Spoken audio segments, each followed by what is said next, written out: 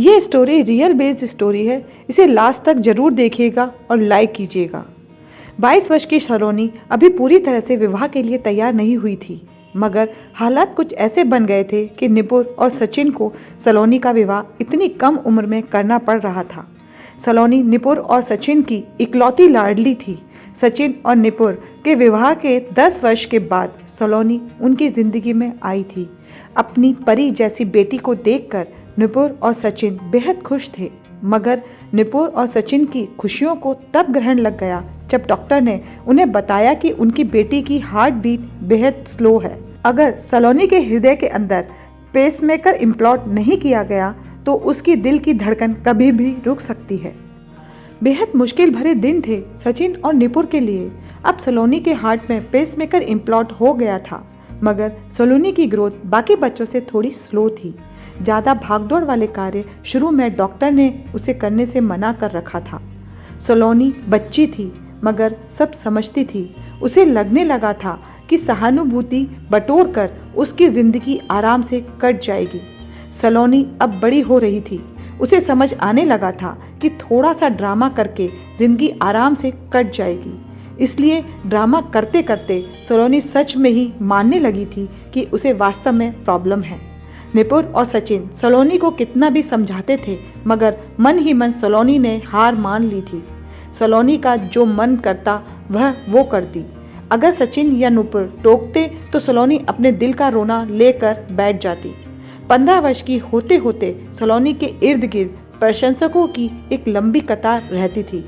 सलोनी को पता था कि ये लड़के तभी तक उसके आसपास बने रहेंगे जब तक उन्हें उसकी असलियत का पता नहीं चलेगा।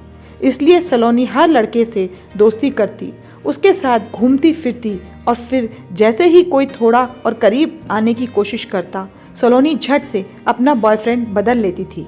निपुर को समझ आ गया था कि सलोनी का ध्यान पढ़ाई से हटकर इधर उधर भटक रहा है।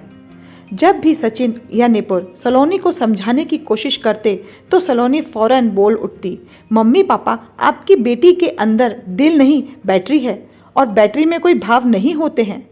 चाह कर भी निपुर और सचिन अपनी बेटी को रोक नहीं पा रहे थे। सलोनी का परीक्षा परिणाम अक्सर निराशाजनक ही रहता था। सचिन ने सलोनी का पैसे के बल पर एक प्राइवेट कॉलेज में एडमिशन करा दिया था। वहाँ पर ही सलोनी की जिंदगी में उत्कर्ष आया था। उत्कर्ष उसी कॉलेज में अंतिम वर्ष का छात्र था। सलोनी उत्कर्ष को भी घुमाती रही, और फिर जैसे ही उत्कर्ष ने आगे बढ़ना चाहा, सलोनी ने उसे इग्नोर करना शुरू कर दिया था। मगर उत्कर्ष पीछे नहीं हटा तो सलोनी ने उत्कर्ष को सब सच बता दिया था। उत्कर्ष को सलोनी दिल से भाग गई थी, और उसे कॉलेज के बाद पारिवारिक बिजनेस और विवाह दोनों ही करने थे। उत्कर्ष के परिवार ने उत्कर्ष को बहुत समझाया था, मगर आखिर में उन्हें उत्कर्ष की जिद के आगे झुकना पड़ा था। इधर सचिन और निपुर इतनी जल्दी सलोनी के विवाह के पक्ष में नहीं थे, मगर उन्हें पता था कि उत्कर्ष से अच्छा रिश्ता सलोनी को शायद आगे न मिल पाए। सलोनी की खूबसूरती से सब प्रभावित तो थे, मगर सब सलोनी की हार्ट प्रॉब्लम के कारण डरते थे। आज सलोनी और उत्कर्ष विवाह के बंधन में बंधने जा रहे थे। सचिन और निपुर ने विवाह में दिल खोलकर खर्चा किया था। उन्हें सपने में भी भान नहीं था कि उनकी सलोनी को उत्कर्ष जैसा जीवन साथी मिल जाएगा। उधर उत्कर्ष के रिश्तेदारों को यह लग रहा था कि उत्कर्ष के परिवार ने दहेज के लालच में ये सब किया है। पहली रात उत्कर्ष और सलोनी ने बातों में ही काट दी थी। अगले दिन रात को जब उत्कर्ष ने सलोनी के करीब आना चाहा तो सलोनी घबरा गई। सलोनी बोली, तुम तो जानते ही हो ना कि मेरे हार्ट में पेसमेकर है, मैं ज़्यादा एक्सर्ट नहीं कर सकती हूँ। उत्कर्ष हंसते हुए बोला, ऐसा कुछ नहीं है पगली, तुम एकदम नॉर्मल हो और सब कर सकती हो। मगर सलोनी तैयार नहीं हो पा रही थी। देखते ही देखते 10 दिन बीत गए थे, मगर उत्कर्ष अब तक भी सलोनी को विश्वास नहीं दिला पा रहा था। सलोनी को अब छोटे छोटे काम करने पड़ रहे थे। सलोनी की सास उससे कहती, बेटा धीरे धीरे अगर घर के तौर तरीके समझोगी तो तुम्हें यह घर अपना लगेगा। एक रोज घर पर बहुत मेहमान आए हुए थे। काम वाली नहीं आई तो सलोनी अपनी सास के कहने पर रसोई में मदद करने लगी, और फिर एकाएक चक्कर खाकर गिर पड़ी। पूरे घर में कोहराम मच गया। सलोनी की सास दोषी की तरह खड़ी हुई थी, और सलोनी के ससुर अपने बेटे उत्कर्ष से कह रहे थे, इसलिए मैं इस शादी के खिलाफ था। क्या सारी उम्र तुम इस मूर्ति के साथ गुजार लोगे? उत्कर्ष ने अपने पापा की बात का कोई जवाब नहीं दिया। डॉक्टर आया और चेकअप करके बोला, ऐसी कोई घबराने वाली बात नहीं है, शायद किसी बात को लेकर इनके मन में स्ट्रेस है। सलोनी के मम्मी पापा आए और कुछ दिनों के लिए सलोनी को अपने साथ लेकर चले गए। सलोनी की मम्मी बेहद चिंतित थी और अपने पति से बोली, इसी कारण मैं सलोनी का विवाह नहीं करना चाहती थी। जितनी अच्छी देखभाल हम कर सकते हैं कोई भी नहीं कर सकता है। सचिन बोले, हमारे बाद कौन सलोनी की देखभाल करेगा? यह सोचकर मैंने सलोनी की जिद मान ली थी। उत्कर्ष वैसे भी बहुत अच्छा लड़का है, ज़्यादा सोचो मत। घर आकर सलोनी फिर से चहकने लगी। सारा दिन वह अपने कमरे में आराम करती और फिर शाम को सज धज कर घूमने के लिए निकल जाती थी। जब भी उत्कर्ष सलोनी को फ़ोन करता, सलोनी एक ही बात कहती, उत्कर्ष मैंने तो पहले भी कहा था कि मैं शादी के लायक नहीं हूँ, हम क्या ऐसे ही नहीं रह सकते? उत्कर्ष को सलोनी के डर का कारण समझ नहीं आ रहा था। उधर उत्कर्ष के घर वाले उस पर दबाव डाल रहे थे। उनके अनुसार ऐसे रिश्ते का क्या फायदा जो बस एक तरफा हो। फिर उत्कर्ष ने बहुत सोच समझकर एक कार्डियोलॉजिस्ट से बात करने की सोची। उत्कर्ष को खुद लगने लगा था कि शायद सलोनी से शादी करके उसने गलती कर दी है। जब उत्कर्ष ने डॉक्टर सुबोध को पूरी बात बताई तो डॉक्टर हंसने लगे और बोले, तुम पहले अपनी पत्नी को मेरे पास लेकर आओ, मैं उन्हें समझाऊंगा कि वे एक नॉर्मल जिंदगी जी सकती हैं और एक डॉक्टर होने के नाते एक सलाह और दूंगा। उन्हें एक अच्छे काउंसलर की भी ज़रूरत है, उनकी काउंसलिंग करनी जरूरी है। उत्कर्ष ने जब यह बात सचिन और निपुण को बताई तो उन्हें भी लगा कि शायद डॉक्टर और काउंसलर की मदद से सलोनी के दिल का डर निकाला जाए। डॉक्टर के पास जब सलोनी गई तो बस यही बोल रही थी, मेरा दिल बहुत तेजी से धड़क रहा है, मेरे पेसमेकर लगा हुआ है, मैं दूसरों से अलग हूँ।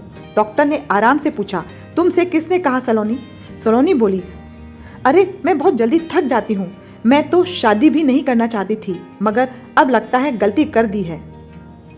डॉक्टर ने सलोनी के सारे टेस्ट करवाए, सब नॉर्मल थे। जब डॉक्टर ने उत्कर्ष और सलोनी को यह बात बताई, सलोनी बोली, आपको नहीं पता छोटी छोटी बातों से ही मेरा दिल कितना तेजी से धड़कता है।